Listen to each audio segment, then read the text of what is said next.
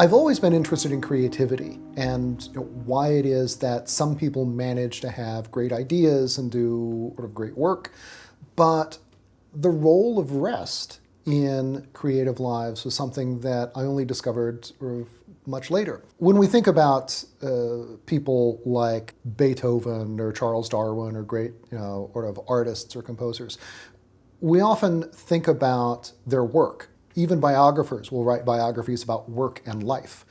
And that kind of directs our attention away from other parts of their lives in the ways that things like their leisure time or their rest might contribute to making them who they are.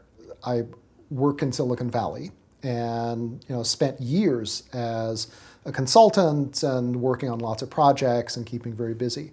And like a lot of people, eventually overextended myself and kind of burned out. After that experience, I kind of scaled back a little bit and sort of started experimenting with kind of new ways of working and discovered that it was actually possible for me to continue to do really interesting work and to get plenty done without doing the kinds of crazy things that in Silicon Valley are very normal.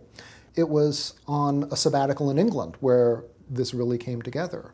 And I started looking at the lives of other creative people and began to see a pattern that people who did extraordinary work, whose ideas changed the world, who are advocates of social justice, who bent the moral arc of the universe toward justice, that these are people who were often ambitious and committed and determined. They worked in very competitive fields sometimes, but they often labored far fewer hours than you would think would be necessary to do really good work. They also had the experience, almost universally, of working extraordinarily hard, going through that burnout process, and then discovering that it was possible to do the work that they were meant to do or that they loved to do without destroying themselves. One of the strange things about rest is everybody learns about rest the hard way. We all seem to have to discover that, what life is like without it before we can appreciate life with rest. The first and most important thing to do is to learn how to organize your day so that you have time for rest. The modern world is not one that simply gives you time for leisure, that gives you time to rest. You have to take it. What that means is you have to set up your day so that you have hours for focused, intensive work, but also hours to yourself for walks or gardening or hobbies or other things that you enjoy that help you recover your energy and give your creative mind time to work. For me, what that means is when I'm writing, I get up super early, about 5 in the morning. I am not a morning person. I'm the sort of person who, if the alarm clock is not on, I can sleep until lunch.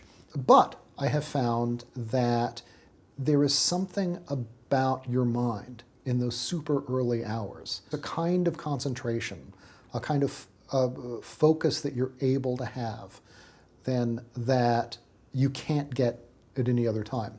I'm not going to self-distract, right? I'm not going to spend any time on Facebook or Instagram because if I'm awake or if I'm antisocial and I don't care about any of that and I'm going to get stuff done. So for me, the first important thing for resting well is starting early, doing my best, most intensive work first thing so that I feel like I have time for rest.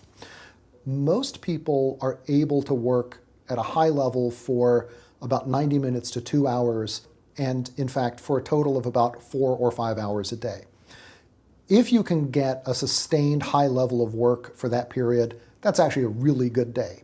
Charles Darwin worked like that, Dickens, Ray Bradbury, Stephen King, people who wrote dozens of books, who made great discoveries, did so working what seemed to us to be shockingly few hours. But they did that by working very intensively when they were working, and then being really conscious about their leisure time and their rest time. Charles Darwin would literally stop in mid-sentence and declare that he was done for the day and then walk out to a path behind his house and spend a couple hours out there just walking back and forth and kind of turning over ideas. He had some of his best ideas out on what he called his thinking path. He walked as many miles on that path as he spent traveling the world on the HMS Beagle as a young man. And what it turns out is that spending time like that, having those periods where you're able to relax and let your mind wander, gives your subconscious mind time to take up ideas, to take up problems that have occupied your conscious attention, but which maybe you haven't been able to solve, and often coming up with solutions that have eluded your own effort. Anytime you're trying to remember the name of an actress who was in a movie and that TV show and you can't remember them, and a few minutes later you're doing something else and their name pops into your head, that's your creative subconscious, what scientists call the default mode network, taking up a problem that you hadn't been able to solve and working on it even while you were doing something else. And so what really creative people learn to do is to harness that energy.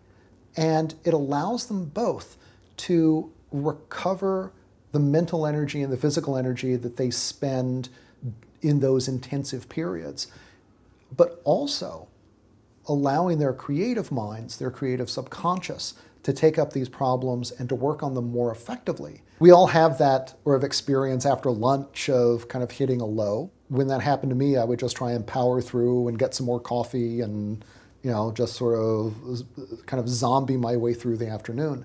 And I found that actually naps are not just for little kids on those little yoga mats.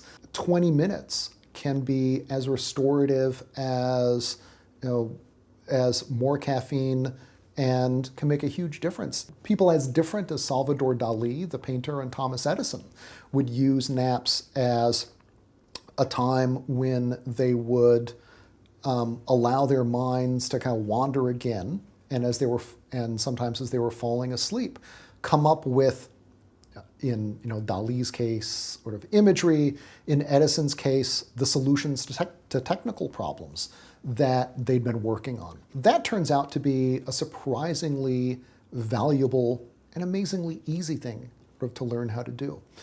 The other thing I think that's really important for me is what in the book I call deep play, which are hobbies that are often physically engaging or cognitively engaging, that are stimulating, that offer some of the same kinds of rewards as your work, but in a very different kind of medium, from painting to mountain climbing to, for some people, video games, if they're sort of sophisticated enough. Deep play, it turns out, looks like the kind of thing that busy people can't afford, but it helps put them back in touch with the things that they love most about often very challenging work. These are all things that I learned about while I was writing the book, which have, I think, made a huge difference in my own life.